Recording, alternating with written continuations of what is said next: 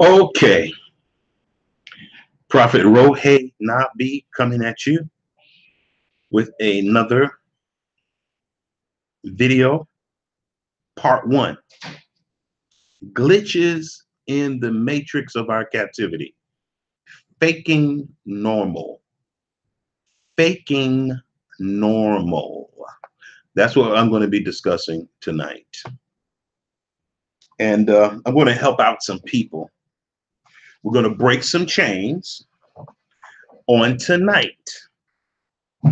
And we're going to open up our minds. I know we like studying the Bible, but you really need to know how to study the Bible and then look at things that's happening in your world and see how you're supposed to deal with those things that you see in the Bible. A lot of that is not happening. A lot of people, all they're doing is memorizing scriptures and memorizing books of the Bible, and they don't know how to apply this to nothing that they see going all around them. Not in the economy, not in education, not in health, not in food production, diet. They don't know. All they know is a bunch of scriptures. That's all they know. They don't know how to build nothing. They don't know how to make nothing. They don't know how to sell nothing. All they know is where scriptures are in the Bible. Okay, that's not real Bible study. Yeah, okay, let me clear it up. That's not real Bible study. Shalom, JLH. Who is JLH? What does that acronym stand for? JLH. Long time no see. Who is JLH?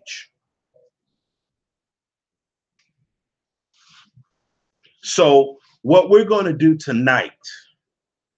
Hey, beautiful one. How you doing? Shalom. Good to see you again. Hope you're having a wonderful week on this hump day.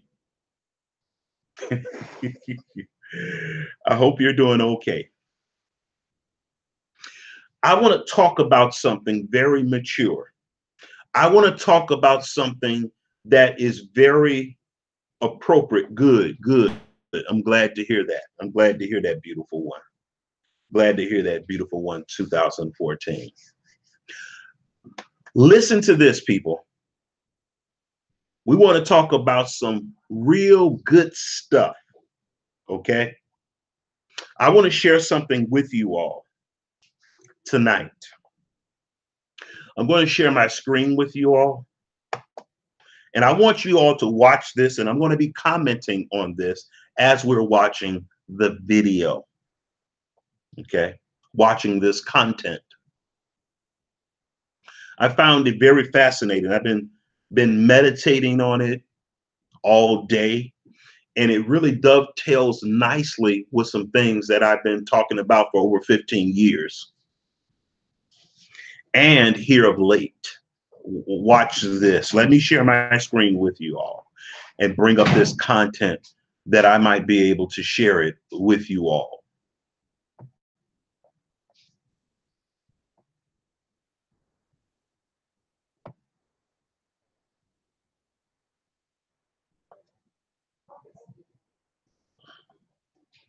Is my camera freezing?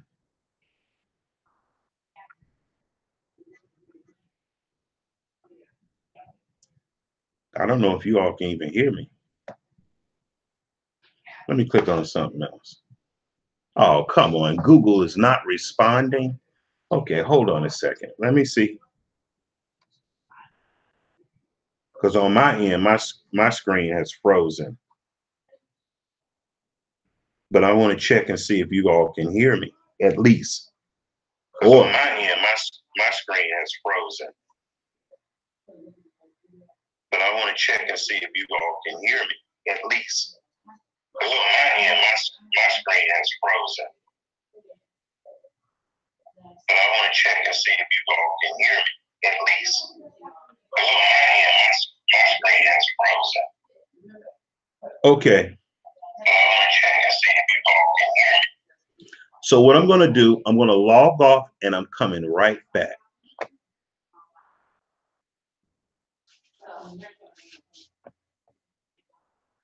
Because, yeah, it's frozen. It's really frozen. Maybe I have too many programs open. Let me shut some stuff down right quick.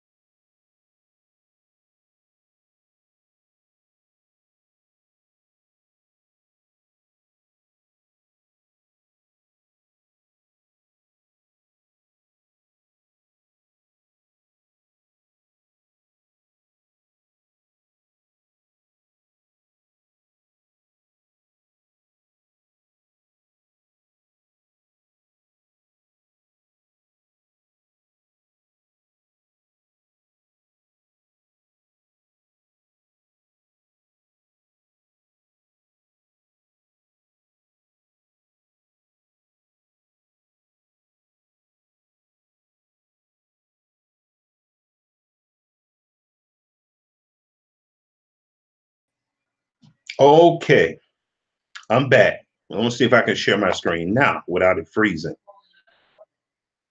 All right, so far so good.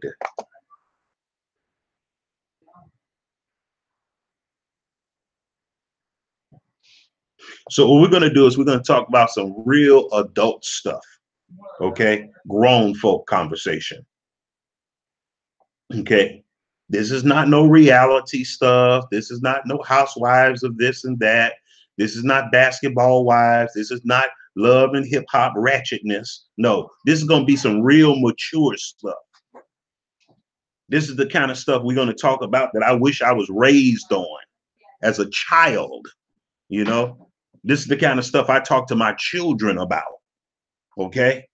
That's what kind of adult stuff this is going to be. Stuff that means something, not some vacuous, hollow, vapid information. Oh, come on. It's freezing up again. Okay, let me close down this program here because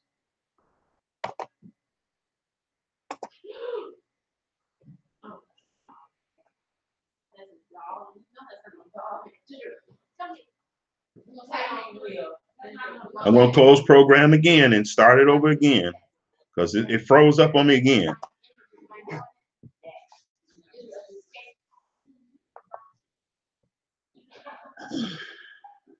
Is it going to close now?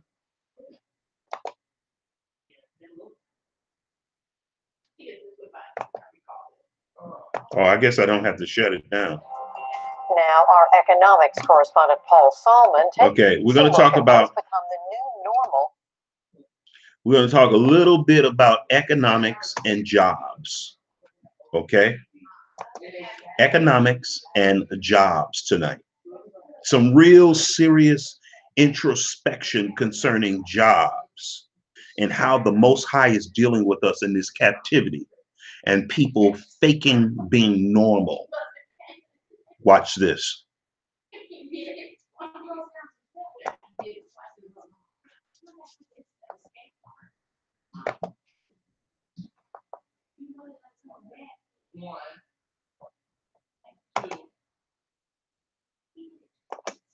For many members of the aging middle class, financial fragility. It's part of his weekly series, Making Sense, which airs Thursdays on the NewsHour.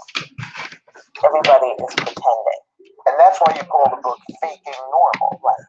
Because there's a lot of pressure to seem like you are doing well.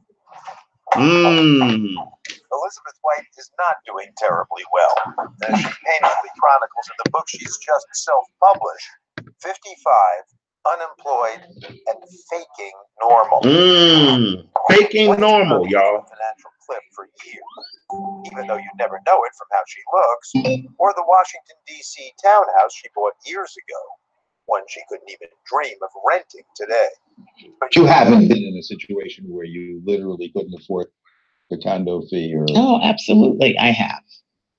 I'm right now have to park outside because I'm in arrears on the condo fee. Right now. And she's refinanced to the hilt, taking in a boarder. Well, you haven't used food stamps. But I have. You heard that? You heard that? Highly educated woman who is making well into the low six figures. You hear this? Highly educated. Something is wrong, y'all. This is a glitch in the matrix of our captivity. Nobody's really talking about it. They really not. Now, Antonio Moore, he touches on it. And there are a few other people, Sandy Darity, they touch on it. But people want to conceal. But you don't hear the Congressional Black Caucus talking about this. Y'all, people don't have money. They really don't. And even when they're making six figures, they don't have the type of money that they should have because they're living so high on the hog. The economy is constricting.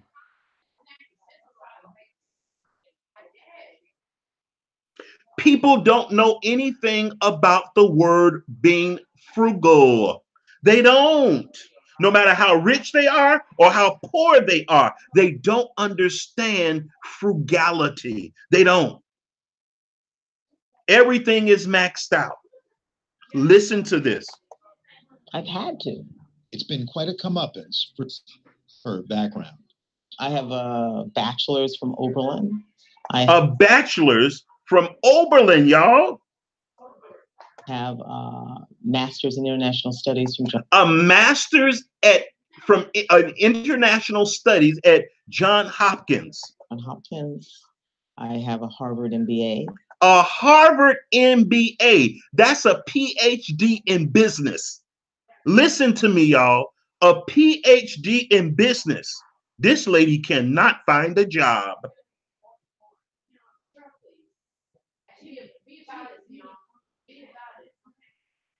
This beautiful black woman cannot find a job. She got more degrees than a thermometer, and she cannot find a job nowhere. Our parents lied to us. The baby boomers lied to us. They told us, go to school, get a good education, and boy, you're going to get your papers, get your certificates, get your degrees, and everything is going to be all right. This lady can't get no more degrees. She went to the best colleges in the United States.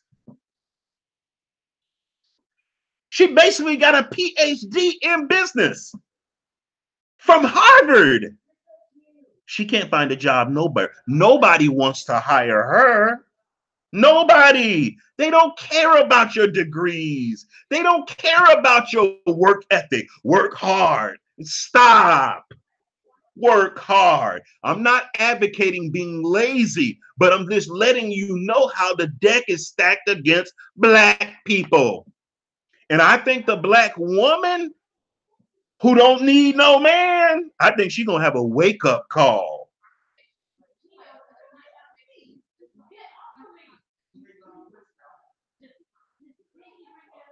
In the twilight of her career, she gonna get a real wake-up call. She gonna use up all her 401k, all her unemployment. She gonna use up all her stocks and Social Security. And guess what? A lot of these women are gonna be homeless, y'all, or they're gonna be doubling up with their sister, their mama, their brother. They're gonna be sleeping on the couch. Y'all better get this thing together. I don't think we understand how bad it is out here. This lady has 3 degrees, a PhD in business. She can't find a job. And she wants to work. Very smart. Let's keep listening. See, this is the kind of stuff that the baby boomer parents, they didn't talk to us about when they was raising us. Martin Luther King and them, they should have been talking to us about this kind of stuff. They wasn't talking to us about this. They was talking to us about getting civil rights so we can sleep with white women and be accepted by white mommy and white daddy.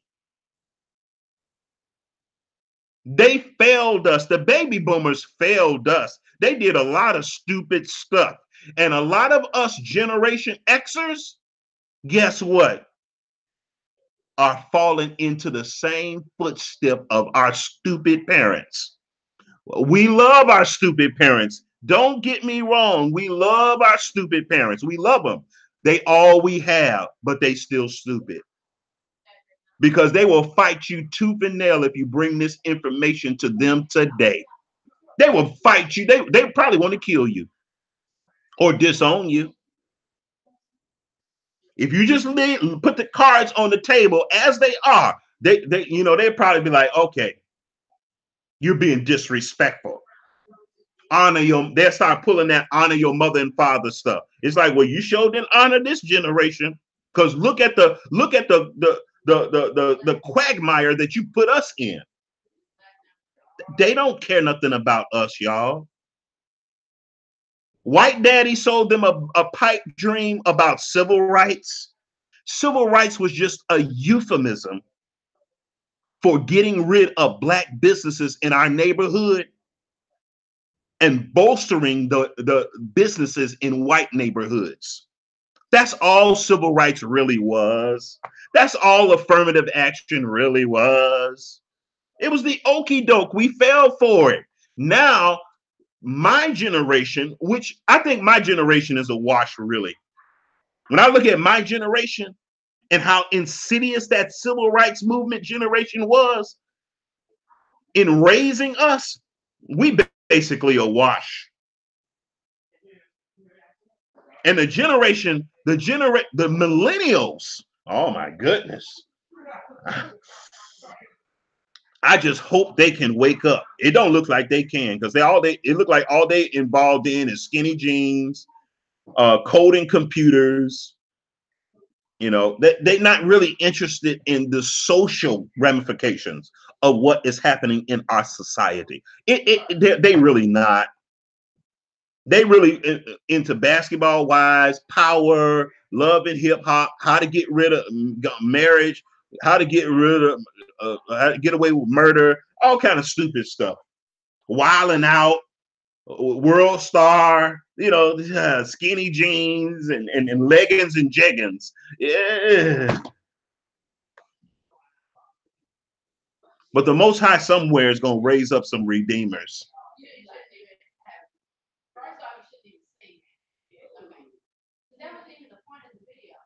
We need some redeemers from every generation too. Baby boomer redeemers, that's totally rebellious. We need some baby boomers that are totally rebellious. Generation X, that is totally rebellious. And millennials that are totally rebellious and buck against everything. Public school, healthcare, everything. Everything that we know and trust in. It's just crazy, y'all. Look at this. Worked at the World Bank, came in through a program where they recruited 5,000 people. They took 2 Americans out of that 25. I was one of the Americans. But ultimately, White decided to leave. So this lady is very intelligent. She certainly has credentials. She's very ambitious. It don't sound like this woman has ever been married. It don't sound like this beautiful Black woman has ever been married. And I can see why she didn't get married. Because she was one of them Black women. She was one of them Black women who probably was saying, you know what? The man thing is not working out for me. So what white daddy is doing pretty good by me right now. So I'm just going to be dedicated to my career. I don't need no man. I make 6 figures. I can't even find a man that makes 6 figures. Well, right about now, she's probably like, maybe that wasn't the best choice. And y'all, I'm not trying to slam the lady. I have a great sympathy for this beautiful Black woman. Start her own business.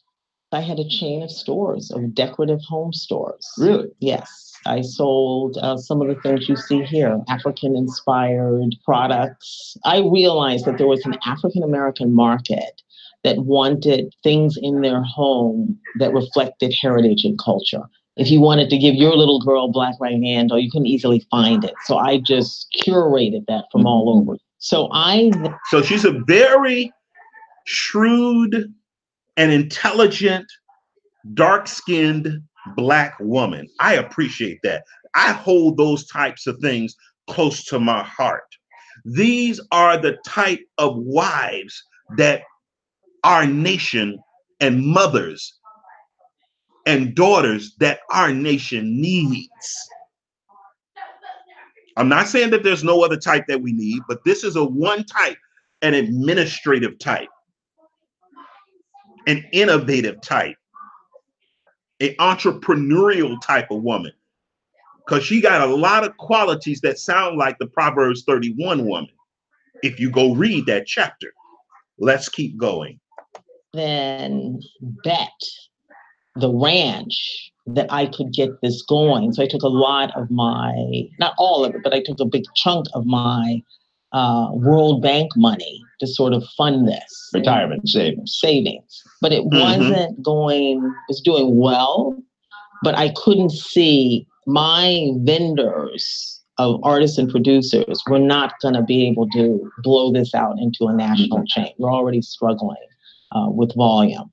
Did you sell your stores? No, closed it in the end. So she had a problem. What was the Achilles heel of her business is that her vendors were not able to scale like she wanted to turn this into a national chain, because apparently it had some popularity. And I think she is downgrading the level of success that she did have because she was not able, simply because she was not able to roll this thing out into a national chain, and her vendors were not able to keep up with the scale that she wanted to go to. And I think this is one of the reasons why, it failed. And it's another reason. She's going to mention the other reason why it failed. But let's just keep going. I don't want to tell the story. I want to let her tell it. Didn't work.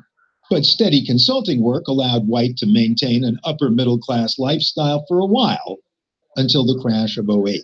Within 6 months, I went from, probably close to $200,000 right to zero. Listen to that, y'all. This Harvard educated business PhD went from making $200,000 to zero in 6 months. See, a lot of us don't think that could happen. Oh, well, you something you did wrong, you overspent. No doubt she did overspend. No doubt she was living lavishly with a over $200,000 a year income. Normally, people that have master's degrees, they want to live like masters. Normally, people with PhDs and they make a commensurate income of 6 figures in the lower 6-figure digits. Oh yeah, they want to live like that. So there's going to be a lot of overspending. But y'all, don't let that eclipse what's happening here.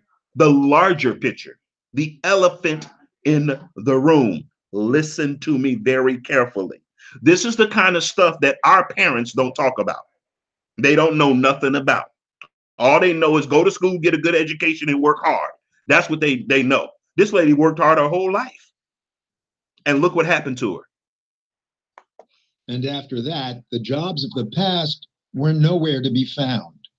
This is, to me, where the age discrimination piece happened. I find it much harder at this phase of life to get hired than I did earlier.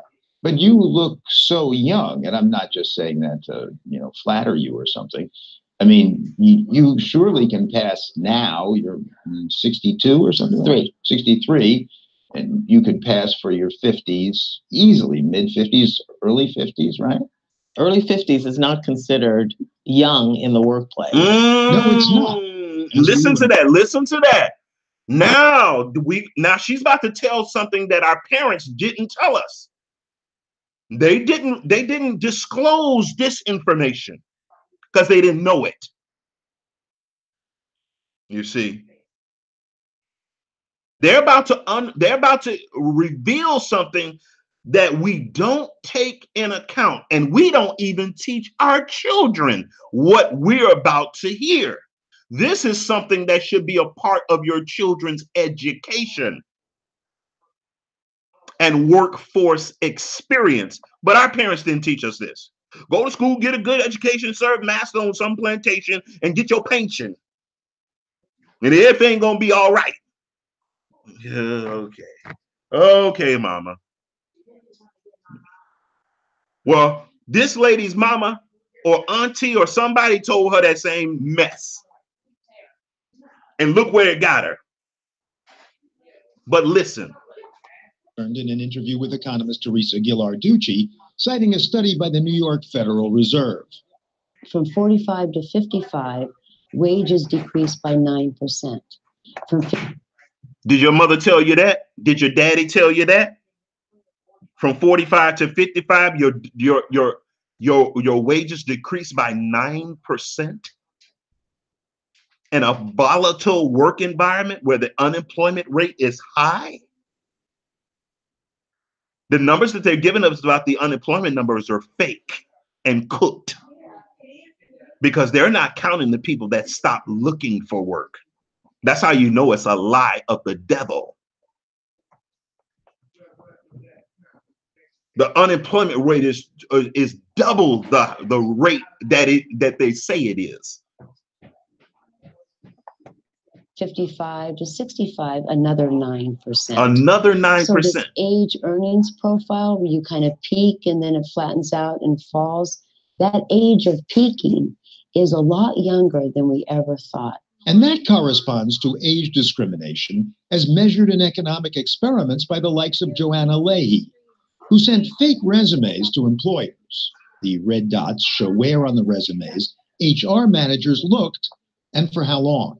And when does age discrimination start? Immediately. It starts at age 35. Age discrimination starts in the workforce at age 35. Okay? Now let's think about some things here. Let's think about some things. Let's unpack this. Let's add more gravitas to this information, this data we're running across. Now, you have a lot of, now if in the workforce, you peak at 35, hey y'all, most children don't know what they want to do when they are 25. They don't even know what they want to do in life. So that means from age 25 to 35, you only got 10 years to really get your act together. Whose parents are teaching their children that? When a child is 18, 19, 20, 21, 25, and they still live with you, they're not thinking about what's going to happen when they're 35. Their parents are not telling them what's going to happen when they're 35. What type of difficulty in the workforce they're going to run into. They don't know. They think when they get 35, they're going to be in their prime. Yeah, physically, they're going to be in their prime. But if they have a checkered work history where they didn't do anything in a specialized field, guess what? Guess what? They're not going to get hired. You see, our parents didn't teach us this. And we as parents are not teaching this to our children. Our children don't even want to hear this. Our children don't want to hear this kind of talk. This is too adult talk for them. They want to play video games. They want to skate and watch porn on the internet. They want to what kind of stuff do young people do? Play video games. What else? I said that already. Smoke weed, have sex, work a part-time job. They don't want to work a full-time job. That's going to take too much of their time away from playing video games and watching porn. No, they don't want to do that. You can't talk to them about this kind of stuff. You can't even talk. Let me tell you something. You can't even talk to adults my age about this kind of stuff. They don't want to hear it. They think life is just going to go on. They're not thinking of any type of contingency plans to counteract these things and counterbalance these type of things. They don't know. Nobody cares about this. But I want you to listen to the rest of this. Really? Yeah, it's a pretty steady process. And it's women more than men. It's definitely women more than men. Oh, now this is some really interesting, piece of data. She said women more than men. Now let's apply that to the Black woman. Now the Black woman is one of the most educated individuals in the United States. They get the most benefits and the most job opportunities when they're in their prime. That means their prime, 18, 19, 20, 21, all those ages, okay? But guess what? By the time a woman hits 35, and especially if she is a Israelite or African American, so-called, guess what? Those things start drying up. They're not able to find jobs as easily and readily as they were when they were spring chickens and they thought that they were going to live forever and work at that company forever and retire with a gold watch and a pension. Those days are over. And these young people today are dragging their feet like the world, like they're going to live forever.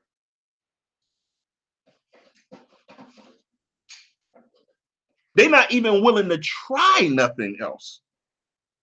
They're not even really willing to take any risk at all. But they're going to learn. Life is going to teach them how to take risk. And they're going to be forced to take risk. But let's keep going. No wonder career coaches tell you to wipe the dates off your CV. But, says White, when they then ask you to fill out the application, that's all algorithm driven, you cannot leave off when you graduated from college. And once you put that date in there, they know. Now, as you get older, your network also is not what it used to be. Because they're losing their jobs. They're losing their jobs. They are retiring. They're not hearing about things. They're winding down. People have died. Right. So White has been scraping by with scattered freelance gigs. The sort of bits and pieces that allow me to cobble together income. But nowhere near the income of the past. No. Not even close. No. I mean, again, I have years of, under 30,000. Help has come from unexpected sources, like neighborhood free spirit Elijah, a clothing minimalist. I was getting on the far side of where my mortgage company was getting like serious with me. Because you were behind in your payment. Behind. He just, Lizzie, I'll do it. I can do it. But I'll do it, meaning I'll make up the Yes, difference. I will do it. He'll pay your mortgage. Right. So this is my look at this, y'all. The guy that's helping her pay her mortgage looks like a homeless guy. He's a clothing minimalist.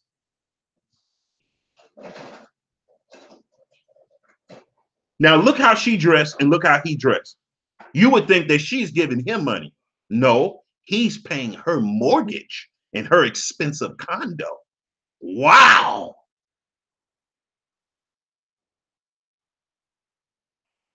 My first question is, okay, when are you now? This guy might be a millionaire for all I know, but regardless of if he's a millionaire or not, my question is, lady, you need to start downsizing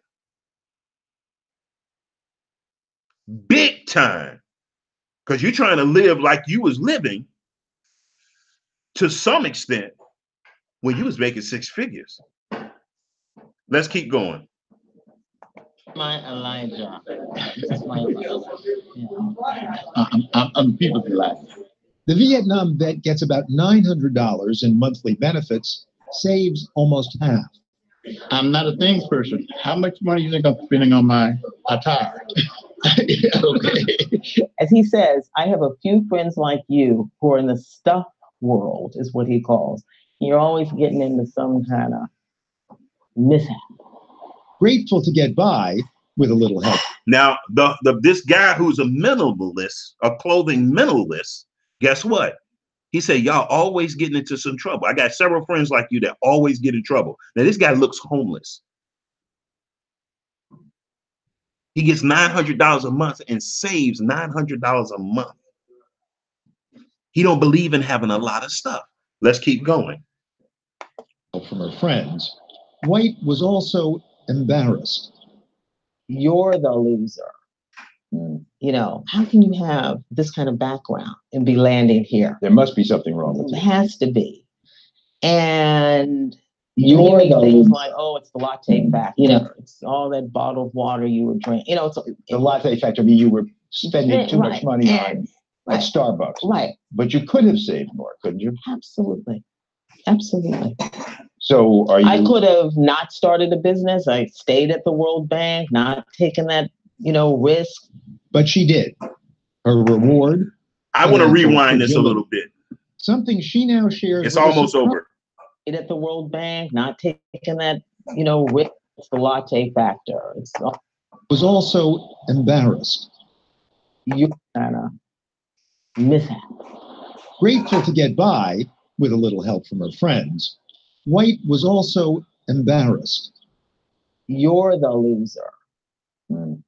How can you have this kind of background and be like? How can you, in other words, how can you have all this education, made all this money, and now you're on food stamps? Yes, y'all, this lady has been on food stamps.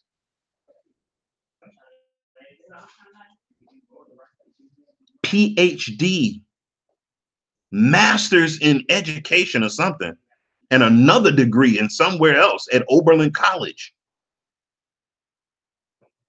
I'm not downing her for that, okay? But my thing is, y'all, there's a glitch in the system that she believed in. It's not real. It's fake, y'all.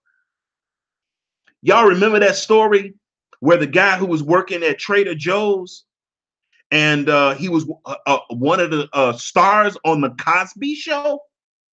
His father is a congressman. He is a professor at Harvard University. And guess what? He has to work at the, what's the name of that place? I think it was a Trader Joe's, packing groceries. Y'all, I'm not downing the people.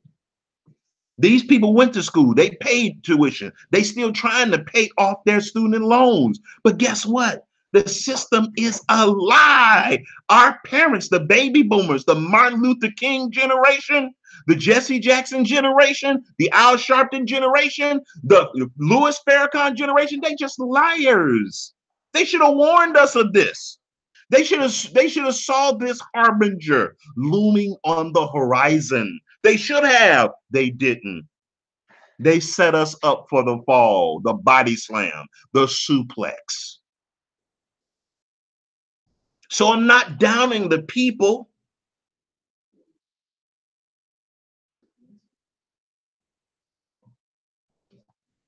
Is there personal responsibility? Absolutely. But they believed in the matrix. They believed in the illusion, the mirage that our captors have put before us through affirmative action, civil rights, free education, all this stuff, faith-based initiatives. Y'all, we can't trust in none of this stuff. They're destroying us. They're marginalizing and neutralizing us. Landing here. There must be something wrong with It it. has to be. And then you read things like, oh, it's the latte factor. It's all that bottled water you would drink. It's The latte factor. Yeah, because that's the kind of stuff we say. Oh, well, these women buy all these bundles of weed. These guys buy all these Jordans. And that's why we broke. We buy these Cadillacs. And no, y'all. No. Should we have steered clear of a lot of those things? Yes, but we still would have been in a situation if we didn't buy no bundles, if we didn't buy no weed, if we didn't buy no makeup and cosmetics, if we didn't buy any lattes, we still would have been in this situation. And our enemies know this. They have stacked the deck in such a way. Our responsibility is that we believe them. We believe that our enemies have our best interests at heart when they are not. They have their best interests at heart. In fact, you were spending too much money on at Starbucks. Right. But you could have saved more, couldn't you? Absolutely. Absolutely. Yep. So are you? I could have not started a business. I stayed at the World Bank, not taking that, risk. But she did. Her reward, financial fragility. Something she now shares with a surprisingly large portion of the former so-called middle class. From Washington, D.C., this is Economics Cover. That's the only picture of a black man in her entire house is her son. The only picture, live picture of a black man in this woman's house is that little boy who I presume is her son. She hasn't mentioned one man in her life in all of the clips I've seen of this woman.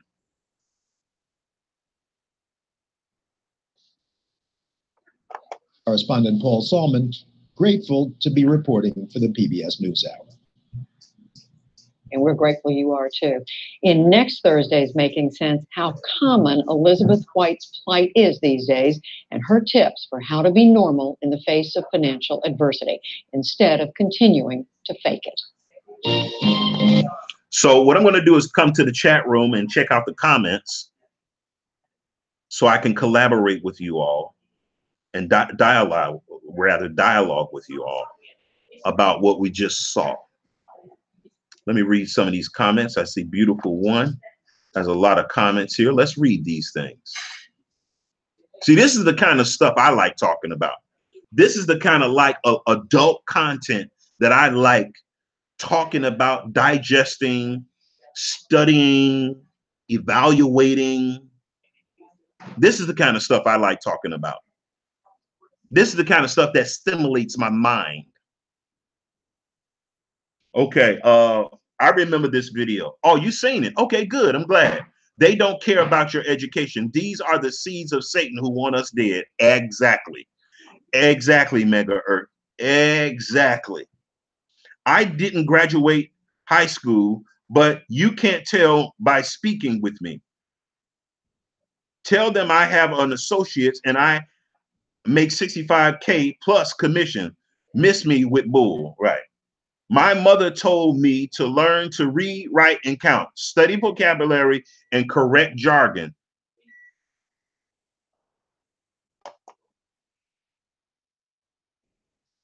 Depending on your target job, and go for it. Exactly. They make you a slave with all of the student loans you owe them. Absolutely, Beautiful One. And you think that the parents today would teach their children this? Nope. They're teaching their children the same thing their parents taught them, that your only hope of life on earth is if you go into debt and go to college, or go to debt and don't get in debt, go to school and don't get in debt, but waste a whole lot of time instead of finding some marketable skill that you can utilize. I'm 35, and this is why I wish I would invest my life into their I'm 35, and this is why I wish I would invest my life into their fake behind degrees. Meanwhile, a European will more than likely make double the money than I for the same job. Exactly. Exactly. You be on a job, a black person will be on a job with white people, and they all will be making the same amount of money. But you know what? The white people will have far more social capital than we do. So even if when we're making six figures, we don't live the way that a white person lives making six figures. If a black person is a millionaire, they're not a millionaire the same way that a white person is a millionaire. It's something totally different. Totally different. Their money goes way farther than our money because of the social structure of white supremacy and its social capital.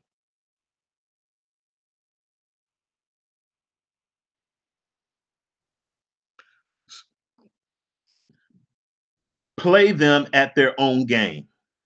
What do you mean by that, Beautiful One? Play them at their own game. Smile as they do, wear a nice professional outfit, and drink coffee. You get hired. I see what you mean. I see what you mean.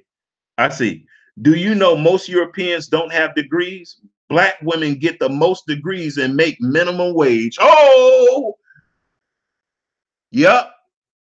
Hey, check this out, Beautiful One. They say that 25% of cashiers that work at Walmart nationwide have master's degrees and advanced degrees, and they're cashiers at Walmart. Ooh, ooh. And that lets me know that Satan is after you. That lets me know that Satan pretty much got you.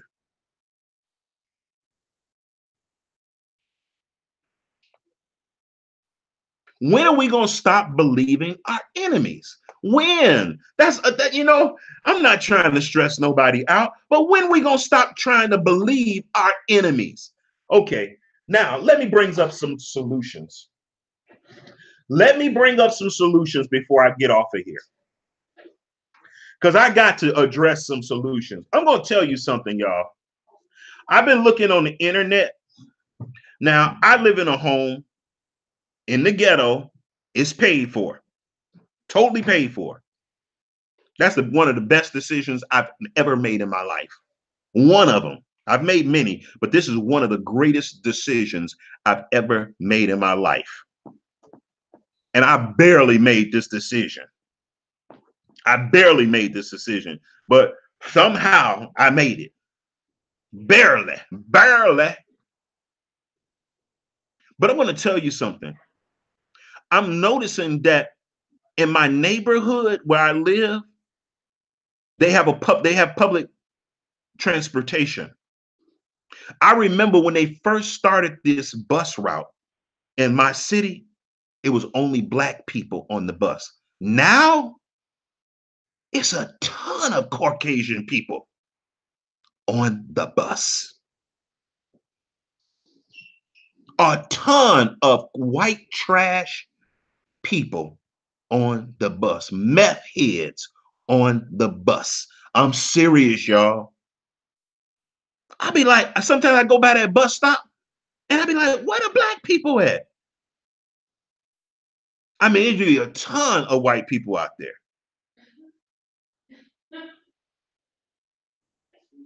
It looked like Woodstock at that bus stop. It really does.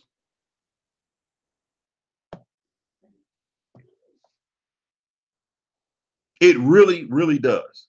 Hey, Kenyan Design, what's going on? Shalom. What you said, got you, Becky. And another thing that I'm noticing in my neighborhood, now I live in the hood. It's kind of rural, but it's the hood. I'm 50 miles outside of Chicago. I'm noticing a lot of poor white people are coming to our community. And I'm going to tell you, they really poor. Now, listen to this. I understand for them, as a rule, when a white person has the same amount as a poor Black person, they still have a lot more social capital. Why?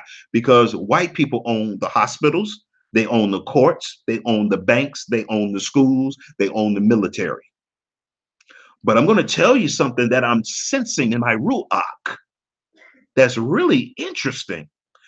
I'm noticing that a lot of white people that's coming to my community, they literally have the same level of poverty that Black people in the hood have, and some have even less. They have a greater poverty than Black people do that live next door to them. There's a white family in my neighborhood.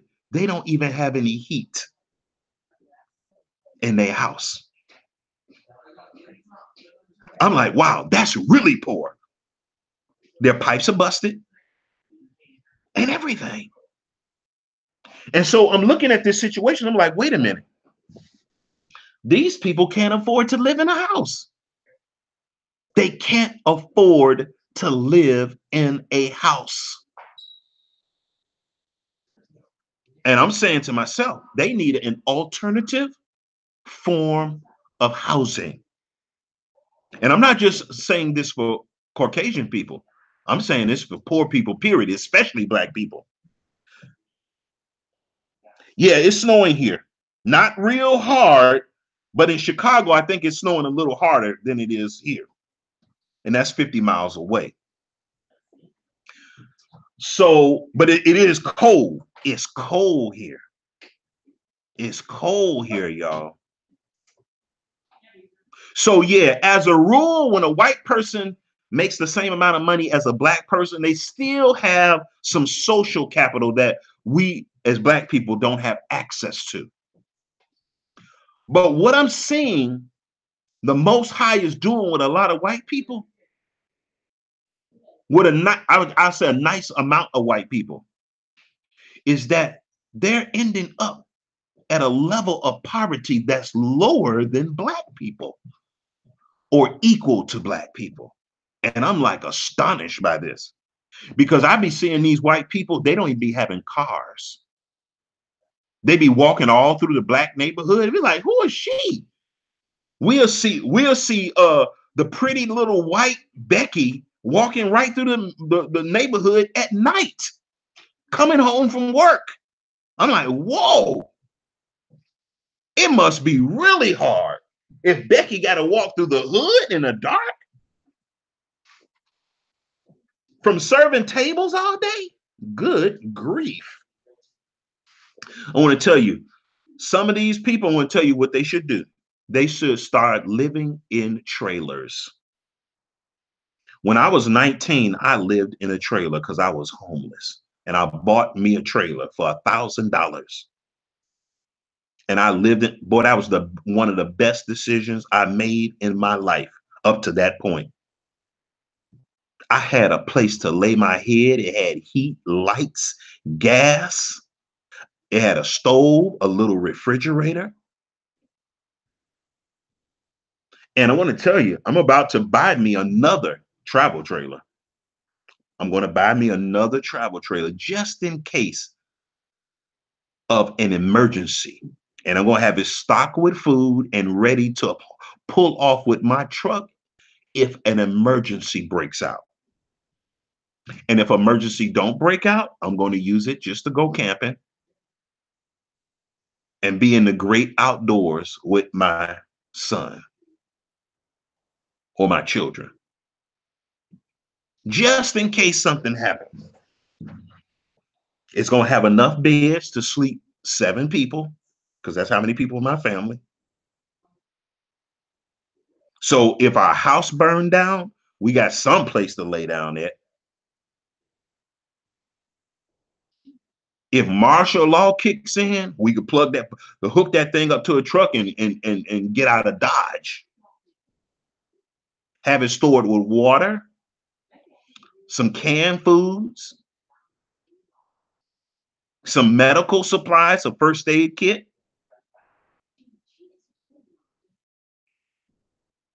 something to arm yourself with, just in case mass hysteria sets in and people start getting crazy. Have some weaponry to protect yourself. Make sure there's fresh water on it, and just get out of Dodge and keep the thing in good shape and the tires good, just in case something happens. Just in case you have to get out of town in the middle in the dark of night and you got to leave everything, or your house burned down. So these are some solutions. And I want to tell you something. You can find some my husband and I was looking at a travel trailer. They look just like a park. Don't they though? Don't they? Let me show you one I went and looked at with my son. We went to a dealership. When was that? Yesterday? Yeah. We went to a dealership yesterday and looked at some brand new ones. Now, I like travel trailers because the way that they finance these things, they don't finance them like automobiles. But you can really get in these things and pay really low payments with insurance. It's really a really low price. And if you get a used one, man, you could get those. There's a guy in my neighborhood is about to sell me a travel trailer for $1,500. It's used, but it's in nice condition. It just need to be cleaned up a little bit, and that thing is ready to put on the road, just in case something happens. And if nothing happens, fine. You got a nice travel trailer that you can use to go camping. And another reason why I like travel trailers, Kenyon, is because if you go out of town and you don't like flying on the plane, or you just want to take the scenic route and drive, you don't have to stay in a hotel. I don't like staying in hotels, and I don't like staying in motels and sleeping in a bed that 1,000 other people then slept in, and it might have bed bugs. But boy, these travel trailers nowadays, the new ones, oh my goodness. And even some of the old ones, they got everything. They got everything. And so I've been looking at a lot of videos on YouTube where people talk about their experience living in a travel trailer. Y'all, the economy of America is constricting. We're going to have to be set up already for an emergency conditions. We really need to start doing that. Look at the wildfires that happened in Paradise, California. That fire came through there so fast. And people were so attached to their beautiful homes, they didn't even want to leave. Some people got cooked to death in their cars. And most of the people that died left too late. They just left too late. They didn't heed any of the warnings to evacuate, like people often do.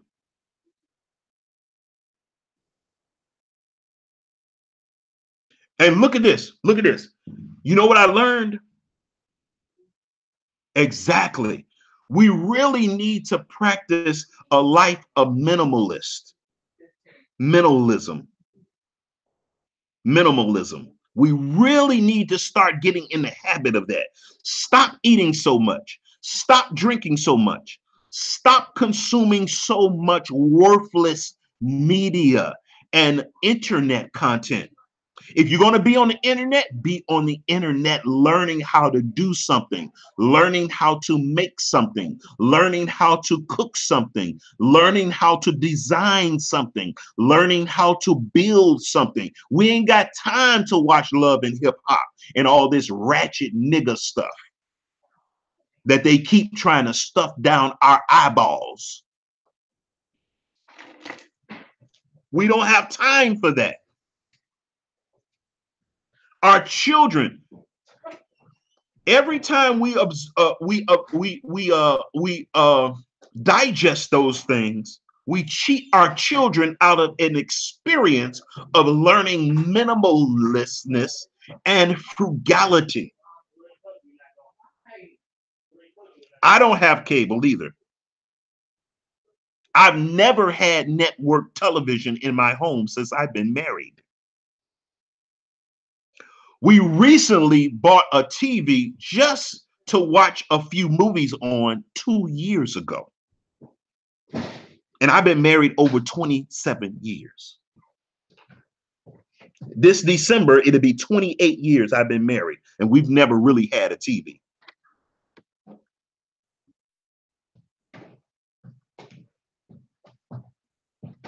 Now, I will say this. And my children were raised not watching TV. So we don't know nothing about, the only way I know about Love and Hip Hop is because I see it on the internet. The only way I know about Basketball Wives because I see advertisement on the internet, but I would never watch that garbage. Housewives of Atlanta. Nah, I've seen some clips on the internet on YouTube, but that's too ratchet for me. I can't be caught watching that, and I got daughters.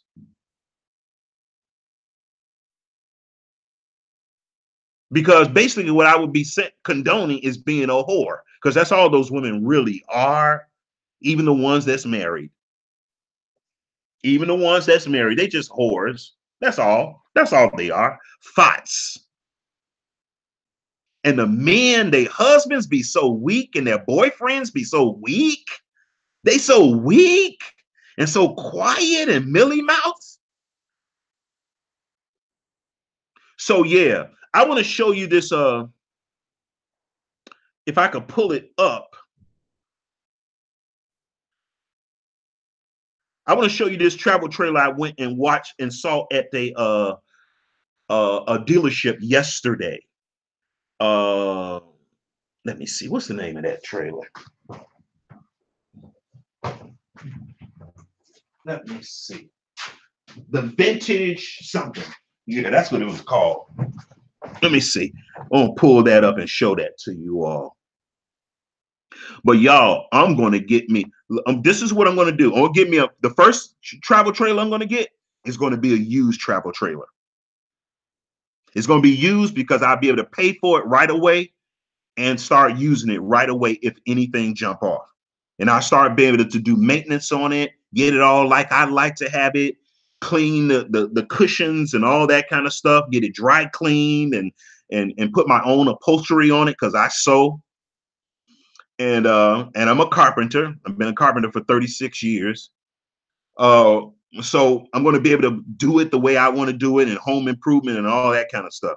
So I'm going to be able to, put new flooring in it and get everything working tip-top shape, fix the plumbing if it needs fixing. I don't think this thing has any leaks in it at all. But I want to show y'all this trailer that I was looking at the other day with my children. I took them to go see. It's called the Vintage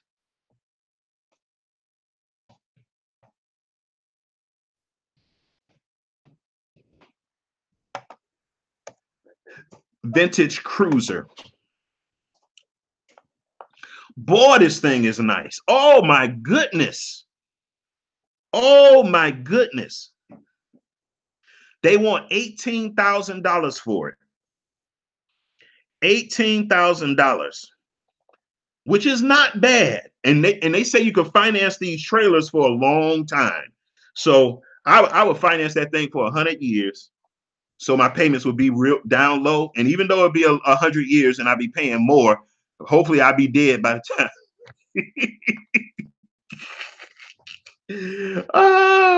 I'll ride that thing till the wheels fall off. Hold on a second. Let me show it to you all.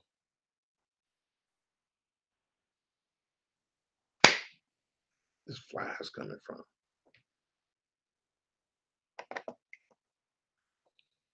Oh, this thing is so nice. We went into this thing. Oh, man. I mean, two minimalist people could live in this thing comfortably, especially if you got a pickup truck, because you can use the back of your pickup truck to store some things, some items that you have, extra items that you have, and you can have, and it has closet space in it. So I'm going to show you this. Let me see. Where is it at? I just had it. Where did it go?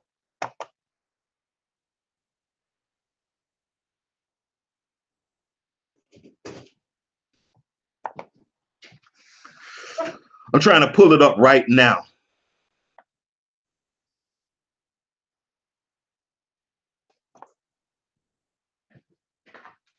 We'll look at the floor plan first. Let me share this with you all. Oh, okay, you can see it. Okay, this is the floor plan of it. This don't do it justice, but it's really nice. It's got a jackknife bed here that also turns into a dinette table. Oh, this is not the one I saw. This one got a slide out on it. This one has a slide out on it. It's got a slide out on it. But this one's bigger than the one that I saw. But this one's got a dinette, and it doubles as a jackknife sofa converted into a Murphy bed.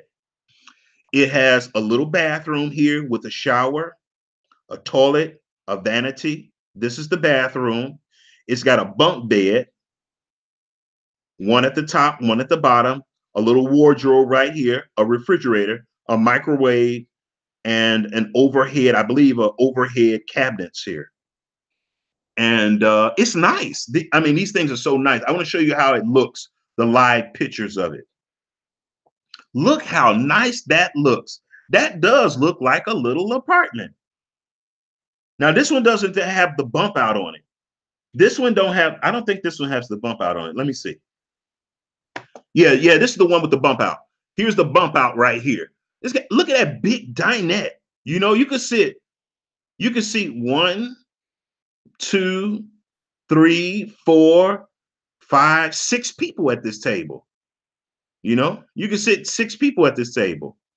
Let's keep going. Look how neat and just cute these things look. You know, they got storage under the seats and stuff. This table right here drops down, and you could turn it into a full-size bed. You put the cushions over the table, and you got a nice full-size bed. It's got curtains. It's got screens, so you can get nice fresh air. You got nice lights, LED lights in the ceiling. Beautiful. Oh, and look at this bunk bed here. That's that bunk bed I showed you. It's got 2 nice bunk beds here, and it's lights in each room, little curtains there. That's just so cute to me. Little radio with DVD player, a TV. Beautiful. Just, oh man, look at that. Look at that. That's beautiful, man. And this is that Murphy bed I told you about. Let me see the Murphy bed. Okay, I'm trying to see the Murphy bed. That's the bunk bed. Each bunk bed got windows. That's beautiful. And a little privacy and stuff. This is the bathroom.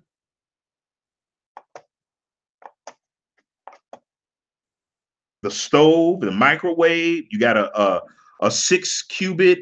I think this looks like a 6 cubit refrigerator.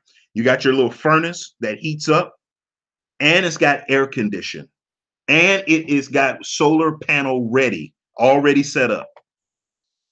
Just beautiful. Oh man, boy, if I had this when I was single, boy, I probably still be living it today with my family. But of course, I would have a bigger one. Let me see.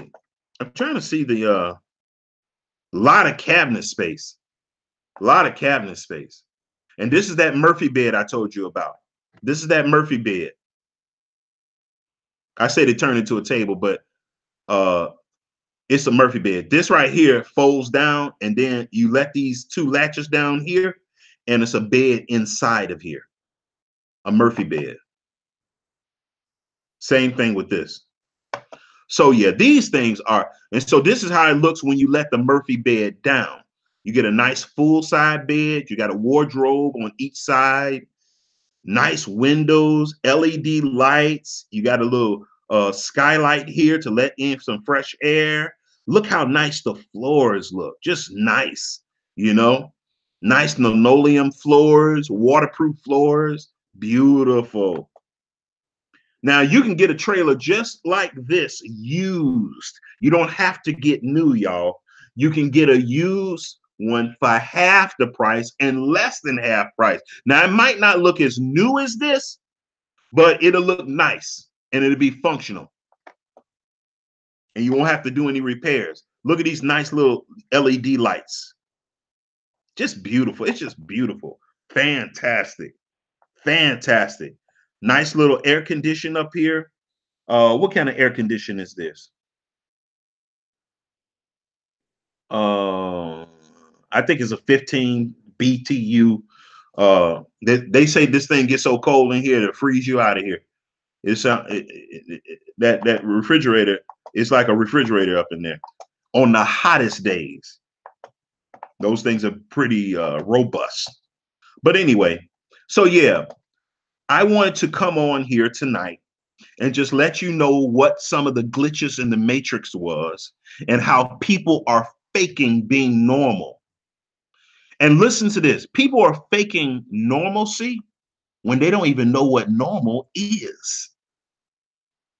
In America, you can't know what normal is in a capitalistic society where they steal, cheat, kill, rob, and genocide to get everything they need. You don't know what normal is. You are dysfunctional. You have PTSD, post-traumatic stress syndrome. Okay, let me get back to your comments so I can see what y'all saying. Yeah, the stove run off of propane. Yes, the stove runs off the propane, and the refrigerator runs off of propane and electric and batteries and solar panels. Yeah, so the furnace runs off of propane, gas, and the battery. So I love that. And my old trailer did the same thing. And boy, you know, I always had money for propane, but if you didn't, or your propane was running low, you could just turn on the electric and heat the house. That was beautiful. It was nice to have those three options just in case something happened. And so what I'm going to be doing when I get my trailer, which I'm going to get it really, really soon, probably within another week, I'm going to have my travel trailer. It's going to be in my backyard. And I'm going to start, you know, getting it together and polishing it up and, you know, checking it out and all that kind of good thing. So probably in another week, I'm going to have my travel trailer. Okay. And but I'm going to get this travel trailer and I'm going to see if I use it, how I use it for a year. And after a year, I think I'm going to get me if not a brand new one, it's going to be one that is in close to brand new shape. Yeah, it don't need a lot of fixing up. It just needs to be cleaned up a little bit. That's all. It's just been neglected a little bit, and I'm going to clean it up a little bit. And yeah, and I'll show that to you all. I will share that with you all. That will be fun. Because I don't want to just tell people that there's a glitch in the matrix and people are faking normal, but I don't present any solutions.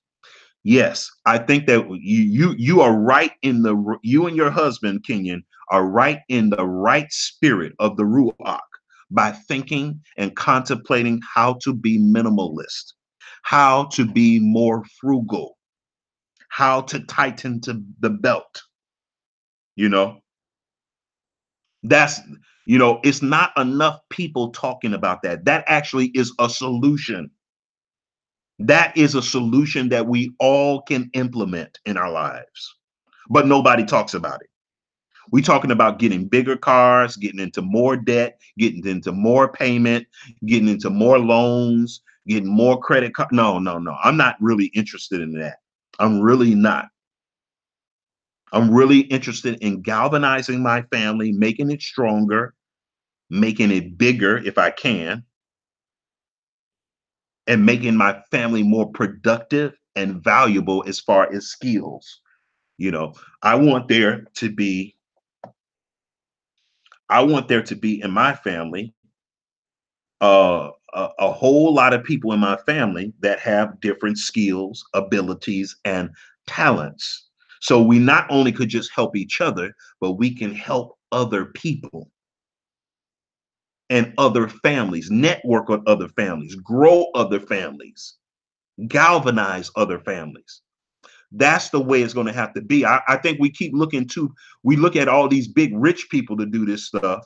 We look with people for money to do this stuff.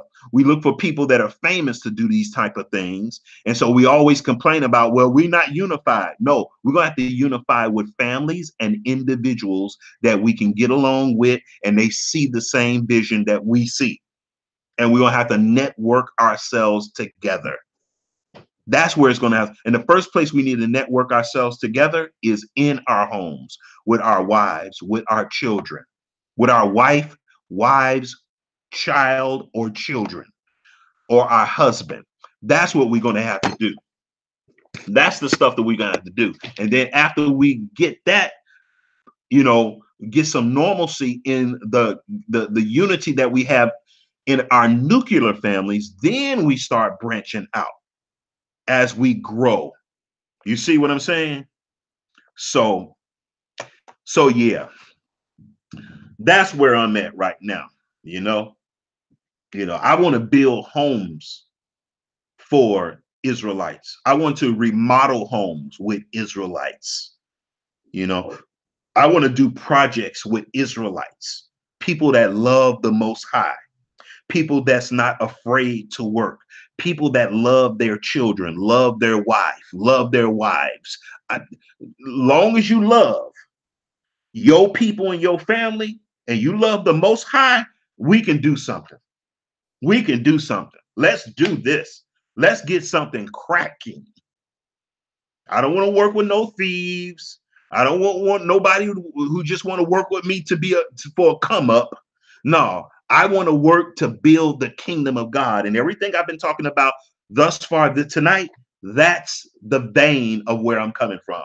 That's building the kingdom of God in practical way. Yeah. I want to tell you something. All poor people, all poor black people, they should have a travel trailer. All poor black people should have, if you ain't got nothing else, even if you're homeless, you should have a travel trailer. Somebody should be getting together and getting you a travel trailer, even if it's a fixer upper, so you can have some place to live. It's a shame that we have black people who are homeless and they supposed to be Christians, Hebrew Israelites, and they're homeless, and nobody will get together and get $1,000 together and get them a travel trailer. That's a crying shame. When I was homeless, you put a roof over me. When I was naked, you clothed me. When I was hungry, you fed me. When you have done it to the least of these, my brothers, you have done it unto me. No, we might not be able to afford to get somebody an apartment, a house, or a mansion. We might not be able to do that, but we can afford to get them a travel trailer. And I'll tell you something I learned about travel trailers that I've been doing some research on.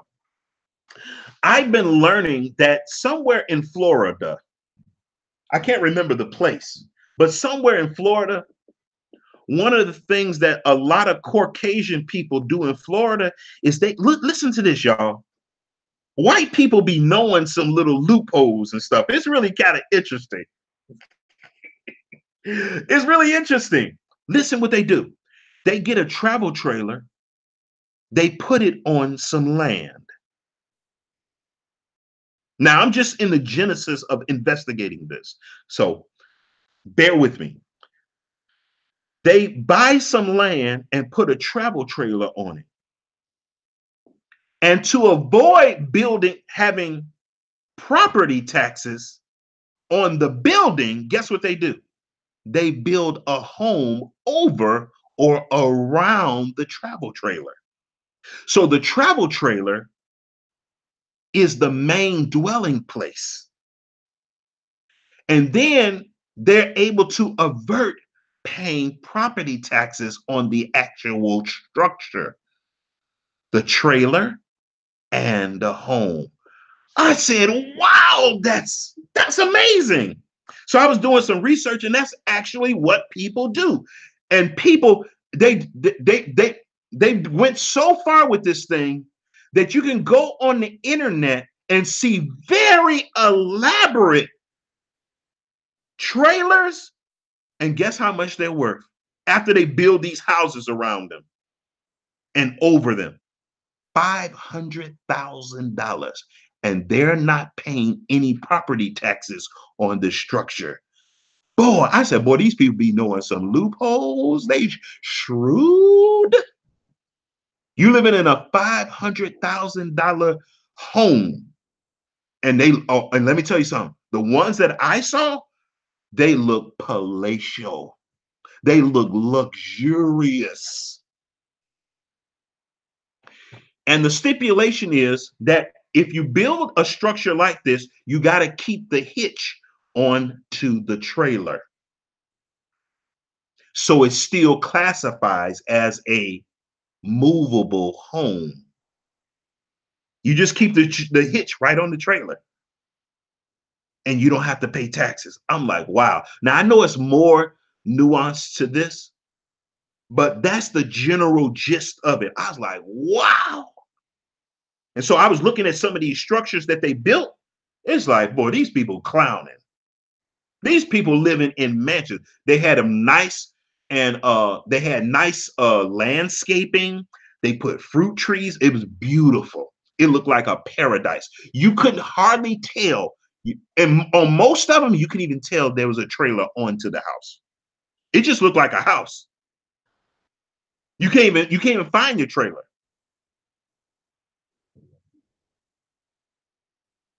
And I understand that you could do this in several states, because I do understand that at trailer parks, at a lot of trailer parks, you don't have to pay property taxes. That's why you have to pay a fee for your hookup and everything, because you don't have to pay property taxes. Why? Because your house is on wheels. Your trailer is on wheels. So when they come to assess the land, they can only assess the land. They can't assess it with the structures on it, because all the structures have wheels on them. I said, wow. I said, wow, these are the kinds of things that our people, Black people, we don't even know nothing about. Most of us don't know nothing about. But those people, our counterparts, they know about these things, and they just be living lavishly. And so their money goes a lot further than we do, because we just don't be knowing the things that they know. They live in a $500,000 home.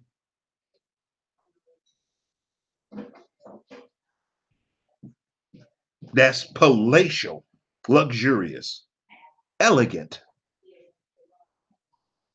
And they're not paying property taxes. I'm like, wow. And if something ever happens, guess what? They take off a few pieces of trim, and they're able to pull that trailer away from the actual structure and drive off. I wouldn't do that. I would just have another trailer. I would just have another trailer on the side of my place that I could easily pull off without, messing with that trailer. I would just have that trailer built onto the house for tax purposes, and I would have my own little trailer just in case something happened or fall out and I need to get out of Dodge real quick. But anyway, so I want to present some solutions tonight, some ideas, make you think about some things. I think some people that are living in homes, they probably need to be living in a trailer. And I know that there's a negative stigma about living in a trailer, but I'm going to tell you something. I've never been in a trailer that was run down. All the trailers I've ever been in, I've never been in one that was run down and raggedy and ratchet. I never. Now, I've been to some houses that were ratchet and raggedy and stuff. This house I was living in was raggedy until I fixed it up. But anyway, let me see some of these comments that you all are saying, and I'm going to close because I have some other things I want to do. But I really enjoy that. I'm really happy about you all coming tonight, fellowshipping with me, and supporting this channel. And I certainly appreciate the feedback and the comments. I really, really appreciate that. I am ready for minimalist. Okay, I read that. Yes, we don't have cable. Wow. Nothing but garbage, right? I love the layout. Oh yeah, the layout is beautiful on those trailers. Does the stove run on? Okay, I answered that. That's good. Please share after you've done. Okay. Yes, our children love the minimalist lifestyle. That's good. That's good. You've been doing your job. You've been practicing what you preach. We are all down to 10 bottoms, 20 tops, and 3 pair of shoes. Oh boy, you really, woo-wee, y'all heard that? We are down to 10 bottoms, 20 tops, and 3 pairs of shoes each. I am also learning how to grow my own veggies and fruits. Absolutely. You can't be no real minimalist if you don't know how to grow some type of green thumb. Right. Right. Building around the trailer or over the trailer. Building around the trailer or over the trailer. And when you do that, it protects the trailer. It makes the trailer last way longer. And it helps the trailer to hold heat longer in very frigid weather. I don't get the alert of you going live. Don't know why. See, honey, remember the lady I told you that on my channel who had to drop her other channel so she could get on my channel? Well, she's telling me on her new one, she can't get on my channel. She can't get on my channel. She's not getting any notifications. Now she comes all the time, but she said she don't get the notifications when I go live. She's clicked the bell. You have clicked the bell, right, Kenyon? You click the bell, and then after you click the bell, another dialog box opens up, and it asks you if you want all my content. You've done that, right? Okay, see, I want to tell you Kenyon, what's going on.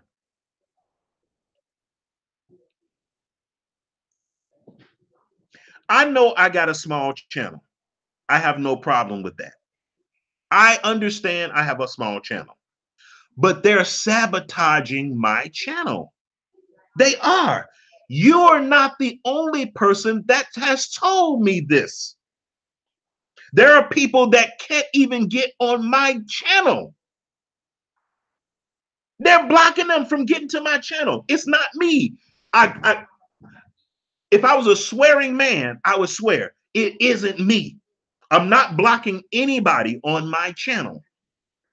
But I keep getting emails from people that tell me, when am I going to do a live? I'm like, I do lives all the time. They're like, I never get a notification. I don't get one notification. And I've had other people tell me, Kenya, that they can't even get on my channel. And I've heard other people that are YouTubers. And guess what? Oh, there's this girl that was on YouTube yesterday. They shut her channel down while she was doing a live. That's unheard of. They shut her channel down while she was doing a live.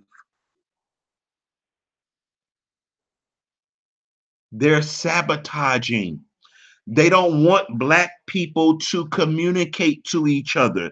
They don't want Black people to talk about stuff that ain't ratchet. They don't want Black people to talk about the economy and solutions. They don't want Black people to exchange ideas on how to come up with solutions on how they can serve the Most High and help their families. They don't want that kind of conversation on YouTube. Now, I'm not one of these people that get into conspiracies. But when I saw this sister yesterday get her channel shut down while she was doing a live, and they wasn't talking about nothing perverted. They weren't talking about hate speech or nothing. They were talking about Black issues. That channel got shut down, and she had like 500 people in the room. She had 500 people in her room. And so when she quickly, without skipping a beat, she already had another YouTube channel, and some of those same subscribers were subscribed. So she started another live on her other channel. They didn't shut that one down, but I heard them talking about 100% right. Just got my family shalom. What you mean, CG? What's going on? Shalom. Shalom to you. Good to see you. I was thinking about you.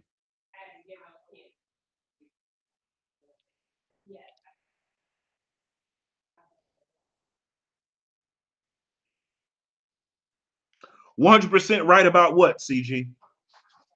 My eye's been itching a little bit. I think something bit me on my eyelid and it's kind of sore and I really want to rub it. I'm trying not to,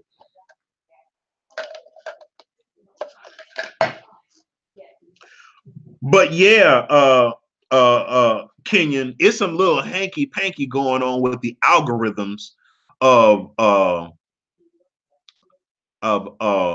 Google, YouTube, you know.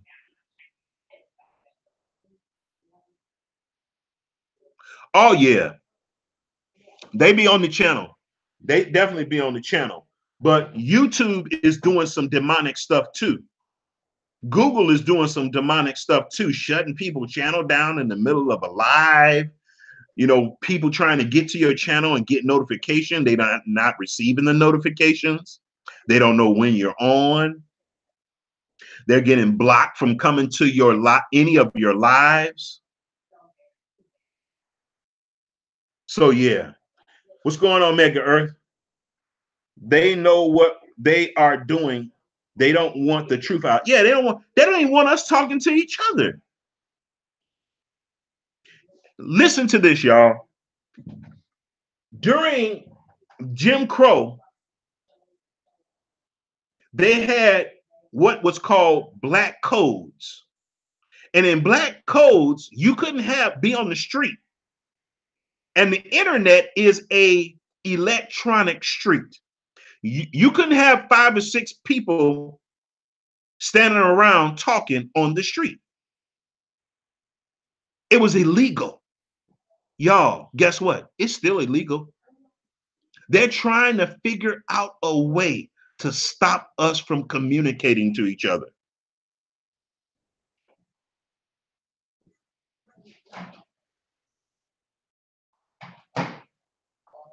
They know what you're doing. They don't want the truth out. Yeah. I'm like, just leave us alone. We're not bothering you. But they know every advance we make to help ourselves, guess what? It's going to hurt them because they're dependent on us as mules. Go to mlntv.com and set up a free account and you won't have to worry. I'll check it out. I'll check it out.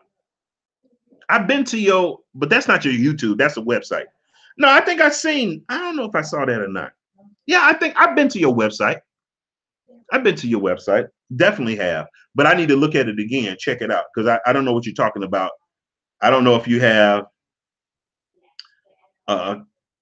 streaming on your website or something like YouTube or Pal Talk or something like that, or Skype on your website. But I'll check it out.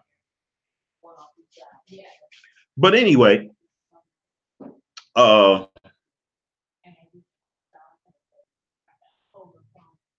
yeah, so those are some of the solutions that I'm coming up with. And another solution that I want to reiterate that Kenyan Design brought up, we need to start growing our own food. We need to start developing a green thumb. Even if it's just growing a plant in a window.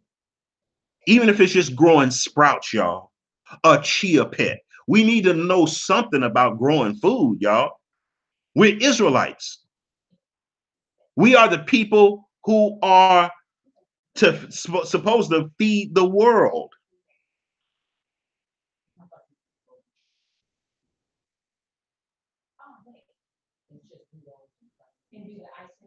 I am going to send you a video from AOC Network to critique. Okay, good. I would love to see that. Oh, you don't have it yet. Streaming is coming. Okay.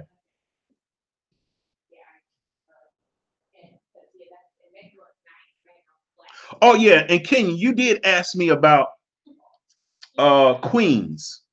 You asked me you requested that I do a study on queens, and I was going to do, I think it was Jeremiah 44 or something like that, about the queen of heaven. Yeah, I'm going to do a study about queens. Why is there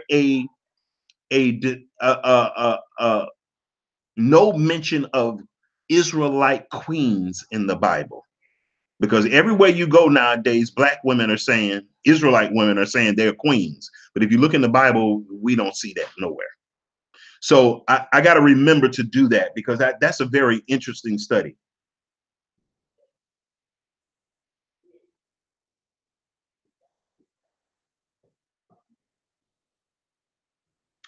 I think I know who AOC is. Could you send me the link right now, Kenyon? I would like to see that. And I got to get off of here too, because I'm way behind schedule.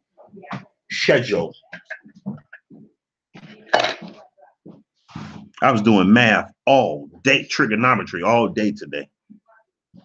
I've been doing some, I got another channel where I do roof cutting. Streaming will be up within the next 2 weeks for paid members of $20 monthly. Okay. I like to check it out.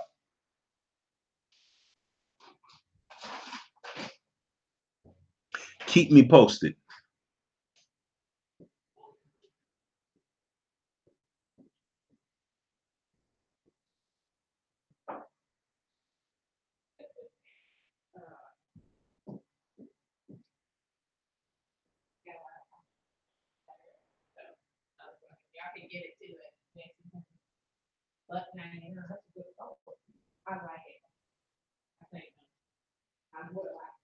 Hey, Ken, you got that link?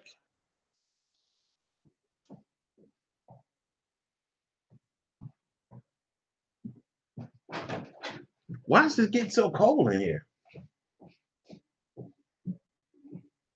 Is it a door open somewhere? Who's down here? Good grief. Why is it so cold? No, I'll check it. Oh, okay. Okay, Kenyon.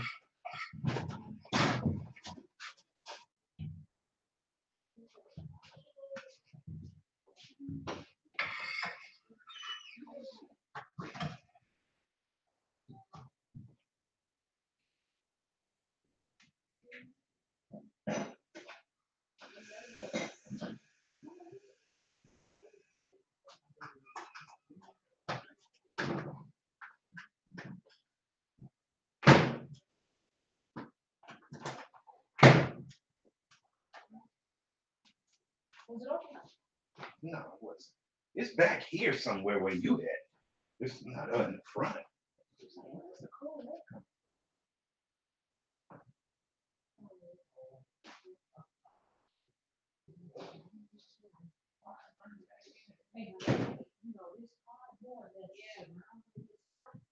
You don't supposed to do that. It does have a baffle behind it, but you know, that's the last thing I need. That's crazy. Well, it's got a baffle, but you know, that's still too low.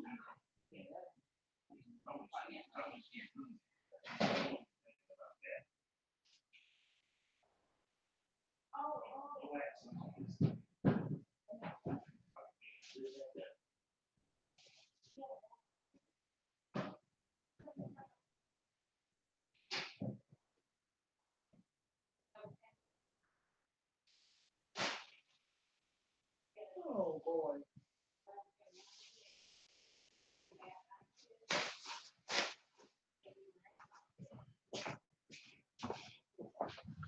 Oh boy. Okay, good. Thank you. Okay, y'all. I'm gonna get out of here for tonight. Say nighty night. Don't let the bed bugs bite. I pray to the Most High nobody got bed bugs, but I'm just being goofy. But you all take it easy. May the Most High bless you and keep you. May He make His face to shine upon you and give you peace. Don't worry, y'all. Don't worry. I'm going to do a part 2 to this, I think, because I want y'all to see more about this lady here. And I want to put the link to the video that we just watched.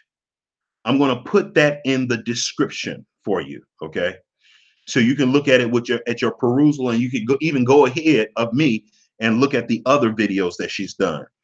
The information and the data that she's bringing forth is very fascinating, but nobody's talking about it. But these are things that we should be teaching our children inadvertently, like Kenyon is doing with her children in the mentalist mindset that she's giving them. See, black people, you know, poor black people have always, you know, been at the bottom. It's going to be, I want to tell you, these white people, these white men are going to start losing their mind and killing people. Once they start losing their jobs, they're going to start killing people. They really are. You see? But anyway, let me get out of here. I want to click on this link before I go, because I want to watch this video as I top off my night.